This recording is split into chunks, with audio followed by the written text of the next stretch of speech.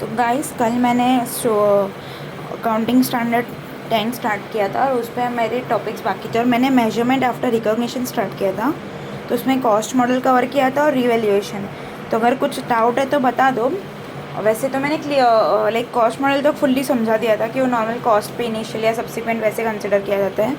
और रिवैल्यूएशन मतलब कि अगर कुछ नया वैल्यू आया है लाइक फेयर वैल्यू अगर कुछ आया है, देखिए यहाँ पे हम लोग क्वेश्चन देखते हैं और उसका पता है फॉर्मूला तो सेम ही है कि डेप्रिसिएशन और कोई इम्पेयरमेंट लॉस है तो वो माइनस होगा फेयर वैल्यू में से और फिर कैरिंग वैल्यू आएगा वो। तो यहाँ पे मैं एक सम दिखा रही हूँ। तो ये सब मैंने कल भी कवर किया था कि ऑफिस बिल्डिंग और फैक्ट्री बिल्डिंग के हिसाब से रिवैल्यू क्लास बाय क्लास होना चाहिए। और दूसरा ये था कि अगर इंक्रीज़ है या डिक्रीज़ है तो क्या होगा। तो उसमें नॉर्मल है कि फेयर वैल्यू के हिसाब से फिर प्रोपोर्शनेटली उसने देखा है कि कितना गेन है कितना लॉस है और इसका 900 अल्टीमेट गेन था। क्योंकि देखो पहले रिवैल्यूएशन के पहले 1000 रुपीज़ कॉस्ट था, 400 डेप्रिसिएशन था, तो अभी रिटर्न डाउन वैल्यू 600 होना चाहिए बट फेयर वैल्यू 1500 था। तो फिर यहाँ पे हम लोग ने उसको क्रॉस मल्टीप्लाई किया है 900 के हिसाब से, मतलब तो रिवैल्यूएशन गेन 900 है तो 900 इंटू 1000 ओरिजिनल कॉस्ट और डिवाइड बाई जो रिटर्न डाउन वैल्यू है। यहाँ पे डेप्रिसिएशन और रिटर्न डाउन वैल्यू लेके किया है, अल्टीमेटली 900 गेन है। और यहाँ पे दूसरा सम भी वैसे ही है। तो रिवैल्यूएशन मतलब अगर इंक्रीज़ है तो क्या है और क्या नहीं।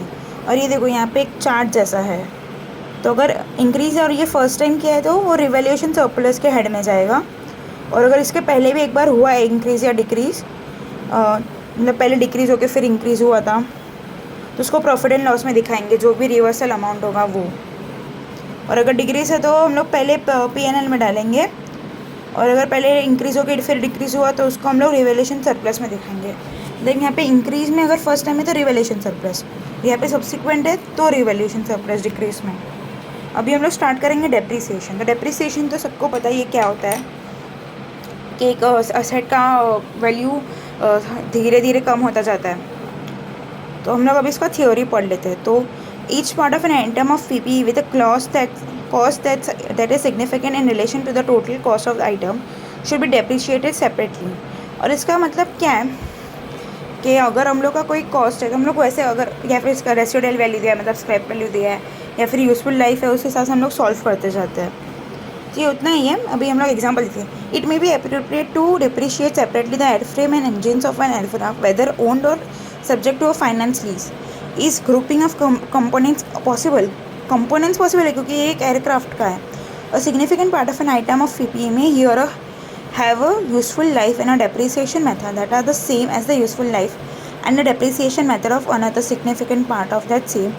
Such parts may be grouped in determining the depreciation charge। तो एक बार मैं सारे रिवैल्यूएशन के सम दिखा दूँगी और दूसरे सब मेथड्स के भी। पहले हम सिर्फ थियोरी डिस्कस कर रहे हैं। तो ये एक्सेप्शन किसके केस में होता है कि मैन्युफैक्चरिंग प्लांट और इक्विपमेंट वगैरह है जिसका AS2 में अगर कवर होता है तो, या फिर इंटेंजिबल एसेट्स है। डेप्रिसिएबल और अमाउंट कैसे मिलता है तो cost of an asset other than amount substituted for cost that is revalued amount less residual value. The depreciable amount of an asset should be allocated on a systematic basis over it's useful life. तो उसके useful life क्या होती है कि अगर हम लोग को ऐसे लगता है कि ये 10 साल चलेगा कोई एसेट या 15 साल चलेगा, उसको यूजफुल लाइफ बोलते हैं। और इसके 4 फैक्टर्स है यूजफुल लाइफ, एक्सपेक्टेड यूसेज। तो usage is assess by reference to the expected capacity. फिर एक्सपेक्टेड मतलब अगर कितना उसका यूज़ होगा और उसमें कितना खर्च, मतलब जो मेंटेनेंस होता है वो सब होगा, कैसे मेंटेनेंस होगा। फिर टेक्निकल और कॉमर्शियल ऑब्सोलेंस। ऑब्सोलेंस मतलब इसका एक्सटेंड होना। और लीगल मतलब कोई लिमिट होता है, जैसे कि व्हीकल्स का भी लिमिट है कि 15 ईयर्स ऑफ मैन्युफैक्चरिंग के बाद वो नहीं यूज़ हो सकता, उसको स्क्रैप करना पड़ता है। अब ये हम लोग क्वेश्चन देखते हैं। Entity A has a policy of not providing for depreciation on PPE capitalise in the year until the following year but provides for a full year's depreciation in the year of disposal of an asset. Is this acceptable? The depreciable amount of a tangible fixed asset and should be allocated on a systematic basis over its useful life. The depreciation method should reflect the pattern in which the asset's future economic benefits are expected to be consumed by the entity. Useful life means the period over which the asset is expected to be available for use by the entity. Depreciation should commence as soon as the asset is acquired and is available for use. दस the policy of NTDA is not acceptable. मतलब ये first year का 1 year तक depreciation नहीं लगेगा और फिर last year में लग जाएगा, ये गलत है उसका तरीका। और यहाँ पे देखो change in estimate of useful life.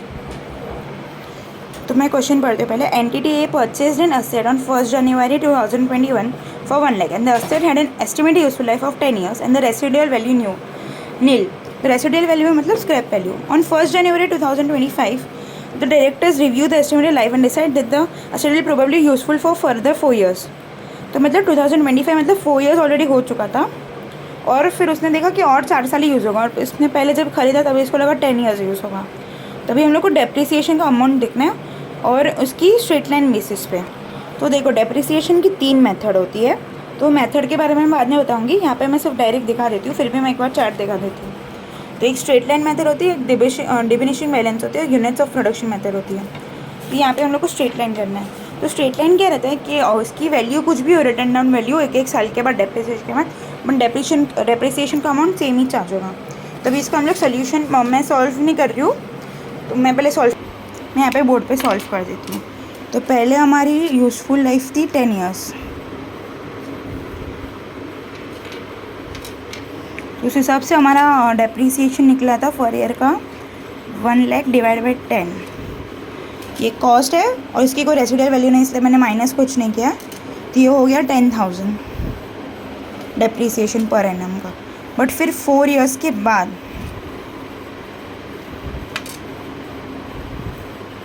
तब तक इसने 40,000 तो चार्ज कर लिया था ऑलरेडी डेप्रिसिएशन 2021 से 2025 तक। तो 4 years के बाद इसको पता चला कि और 6 साल के बदले सिर्फ 4 साल ही चलेगा ये, तभी उसका क्या इफेक्ट आएगा। तो देखो उसके हिसाब से देखो 1 lakh 4 years के बाद अपना डेप्रिसिएशन 40,000 हम लोग ने चार्ज किया, तभी रिटर्न डाउन वैल्यू इसकी आई 60,000।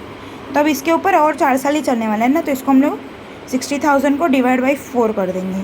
6 करते तो 10,000 ही आता पर मंथ का, बट अभी तो 4 years ही और चलने वाला है ना, तो 15,000 पर एनम के हिसाब से इसका डेप्रिसिएशन होगा।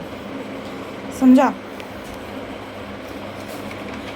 तो अगर वीडियो समझ में आ रहा है तो लाइक भी कर दो और सब्सक्राइब भी कर दो मेरे चैनल को, और अगर कोई डाउट है तो कमेंट भी डाल सकते हो। अभी डेप्रिसिएशन मेथड के मैं ऊपर डायरेक्ट जा रही हूँ, क्योंकि बाकी का कॉन्सेप्ट नहीं है अपने को। The enterprise selects the method that most closely reflects the expected pattern of consumption of the future and economic benefits imported in the asset. मतलब एंटरप्राइज सेलेक्ट करती है कि कौन सा डेप्रिसिएशन मेथड, और ये ऐसा नहीं है कि हर एक साल अलग अलग मेथड सेलेक्ट कर सकती है, इसको फिक्स रखना पड़ता है। एटलीस्ट कुछ सालों के लिए तो फिक्स रखना ही पड़ता है, और जिससे उनको ज़्यादा बेनिफिट हो, मतलब कम या फिर ज़्यादा डेप्रिसिएशन चार्ज हो कि टैक्स में कुछ बेनिफिट मिल जाए, या फिर अगर टैक्स में बेनिफिट नहीं मिलने वाला है तो कम डेप्रिसिएशन चार्ज हो के कुछ मिल जाए benefit. The depreciation method use to reflect the pattern in which the future, ये मैंने पढ़ा, are expected by to be consumed by the enterprise. The method selected is applied consistently from period to period. There is a change in the expected pattern of consumption, economic, or that the method is changed in accordance with the statute to the best reflect the way asset is consumed. तो इसका मतलब क्या है कि हम लोग method कब change करेंगे, या तो कंपनी के कोई रूल्स और रेगुलेशंस में कुछ चेंजेस आ गए, या फिर पहले जिस हिसाब से हमने सोचा था उस हिसाब से अभी हमको प्रॉफिट नहीं हो रहा है, या फिर जो रूल्स और रेगुलेशंस के हिसाब से हम लोग ने जो कंपनी एक्ट या फिर किसी भी रूल्स के हिसाब से हम लोग ने मेथड सेलेक्ट किया था, वो रूल में कुछ चेंजेस आ गया। देखो स्टैट्यूट का मतलब लॉ होता है, उसमें कोई चेंजेस आ गया। तो मेथड क्या होता है, ये तीनों मेथड मैं पढ़ लेती हूँ एक बार। तो देखो स्ट्रेट लाइन मेथड मतलब कॉन्स्टेंट चार्ज, मैंने बोला ना, और ये स्ट्रेट लाइन मेथड था 10,000 के हिसाब से। Over the useful life if the residual value of the asset does not change, मतलब अगर स्क्रैप वैल्यू अगर किसी साल के बाद चेंज नहीं होता तो फिर यही रहेगा। फिर डिमिनिशिंग बैलेंस मेथड, इसमें क्या होता है decreasing charge of the useful life.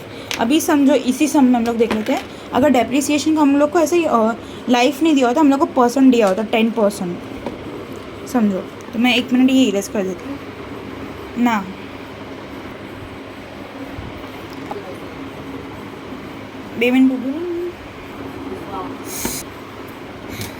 तो देखो हम लोग ने जो किया था पहले वो स्ट्रेट लाइन था, अभी मैं डिमिनिशिंग बैलेंस बताया, उसको रिड्यूसिंग बैलेंस भी बोलते हैं। तो 1 लाख कॉस्ट था, उस पर 10% डेप्रिसिएशन था, तो इसका हर साल का कितना हो जाएगा, 10,000 हो जाएगा। तो फिर क्या होगा पता है, इसका डिमिनिशिंग बैलेंस अगर ये स्ट्रेट लाइन बेसिस पे करते हैं, मैं दोनों का कंपैरिजन दिखाती हूँ। तो ये SLM है और इसको रिड्यूसिंग बैलेंस मेथड बोलती हूँ, बैलेंस मेथड। ये 1 लाख है, 10,000 तो ठीक है, बट इसमें क्या होता है पता है, ये 90,000 हुआ स्ट्रेट लाइन में और इधर भी 90,000 होगा। फर्स्ट ईयर का तो ठीक है सेम रहेगा, फिर यहाँ पे तो 10,000 ही चार्ज होगा सेकेंड ईयर के लिए, तो ये 80,000 हो गया। और यहाँ पे इसका 10% चार्ज होगा तो 9,000 होगा। ये रिड्यूसिंग बैलेंस है, मतलब ये जो बैलेंस होता है ना रिड्यूस होता जाता है, उसके ऊपर 10% चार्ज करते जाता है। और इसमें तो सेम कांस्टेंट रहता है, ये कांस्टेंट था। और तीसरा टाइप है units of production method, results in a charge based on the expected use और आउटपुट। तो इसमें हम लोग अगर कोई एक्सपेक्टेड यूज़ है कि इतना महीना या फिर इतना साल ही चलेगा, तो उसके हिसाब से हम लोग कैलकुलेट करते हैं।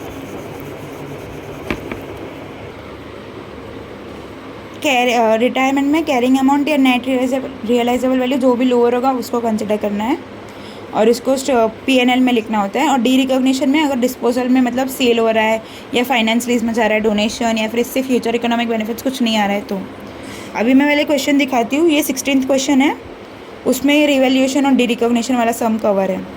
ये फर्स्ट पार्ट है क्वेश्चन का और ये सेकेंड पार्ट है।